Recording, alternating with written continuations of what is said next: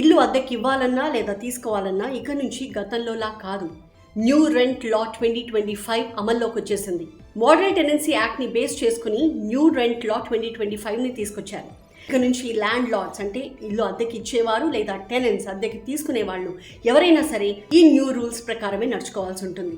Old rent లాకి new లాకి తేడా ఏంటి? సాధారణంగా ఓనర్లు టెనెంట్స్ రెంటల్ అగ్రిమెంట్ చేసుకుంటారు, కానీ దాన్ని రిజిస్టర్ చేయాలన్న నిబంధన గతంలో ఉండేది కాదు. కానీ ఇప్పుడు గవర్నమెంట్ ప్రిస్క్రైబ్ చేసిన డిజిటల్ ఫార్మాట్లో రెంటల్ అగ్రిమెంట్స్ని తప్పనిసరిగా రిజిస్టర్ చేసుకోవాలి. గతంలో స్టాంప్ పేపర్ల మీద అగ్రిమెంట్స్ జరుగుతూ ఉండేవి, కానీ అదంతా అవుట్డేట్ అయిపోయింది. ఇప్పుడు లీగల్ వ్యాలిడిటీ కోసం డిజిటల్ స్టాంపింగ్ తప్పనిసరి. సెక్యూరిటీ డిపాజిట్ అంటే మనం ముందుగా కట్టే రెంటల్ అడ్వాన్స్ అన్నమాట.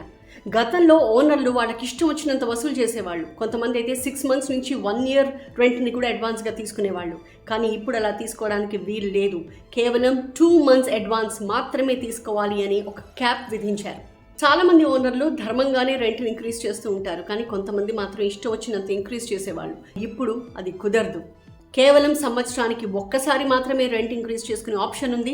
అది కూడా 5 to 10% మ్యాక్సిమం రెంట్ ఇంక్రీజ్ చేయొచ్చు. నోటీస్ పీరియడ్, ఒకవేళ ఓనర్ ఇంటి రెంట్ పెంచాలనుకున్నా లేదా ఖాళీ చేసి వెళ్ళిపోమని చెప్పాలనుకున్నా కనీసం 90 రోజులు ముందుగా టెనెంట్కి చెప్పాలి. అలాగే టెనెంట్ ఇల్లు ఖాళీ చేసి వెళ్ళిపోవాలనుకుంటే కనీసం 30 రోజుల ముందుగా ఓనర్కి ఇంటిమేట్ చేయాలి. సాధారణంగా ఇల్లు అద్దెకి తీసుకున్నా ఇచ్చినా కూడా ఏవో ఒక గొడవలు వస్తూనే ఉంటాయి, చిన్న చితక. చాలామంది వాళ్ళలో వాళ్ళు సాల్వ్ చేసేసుకుంటూ ఉంటారు, కానీ కొంతమంది కోర్టులను ఆశ్రయిస్తారు. గతంలో ఈ సమస్యలన్నీ కోర్టులో పరిష్కారం అవ్వాలి అంటే చాలా సమయం పట్టేది. కానీ ఇప్పుడు ఓనర్కి టెనెంట్కి మధ్య ఎలాంటి ఇష్యూస్ వచ్చినా వాటిని సత్వరమే వేగంగా పరిష్కరించడం కోసం రెంట్ ట్రిబ్యునల్స్ని తీసుకొచ్చారు. సో ఈ రెంట్ ట్రిబ్యునల్స్ ఈ ఇష్యూస్ అన్నిటిని కూడా సాల్వ్ చేసేస్తాయి. గతంలో రెంటల్ అగ్రిమెంట్ని తప్పనిసరిగా రిజిస్టర్ చేయాలన్న నిబంధన లేదు కాబట్టి చాలా ఫ్రాడ్ జరగడానికి ఆస్కారం ఉండేది. చాలామంది తప్పుడు డాక్యుమెంట్స్ని కూడా సమర్పిస్తూ ఉండేవారు. కానీ ఇప్పుడు రిజిస్ట్రేషన్ మ్యాండేటరీ చేశారు, అలాగే అగ్రిమెంట్స్ కూడా స్టాండర్డైజ్ చేస్తున్నారు కాబట్టి ఫ్రాడ్ జరిగే ఆస్కారం చాలా తక్కువ ఉంటుంది. అలాగే లీగల్ క్లారిటీ రెండు పక్షాలకి ఉంటుంది.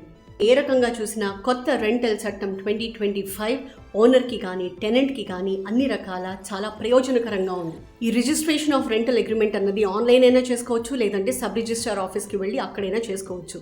ఇందుకు మీకు అవసరమైన డాక్యుమెంట్స్ ఏంటి? 2 పార్టీల ఐడి ప్రూఫ్స్, అడ్రస్ ప్రూఫ్, అలాగే ప్రాపర్టీ ఓనర్షిప్కి సంబంధించిన documents, rental agreement draft copy, సాక్షి సంతకం చేసే వాళ్ళ ఐడి ప్రూఫ్స్ అండ్ ఫోటోగ్రాఫ్స్.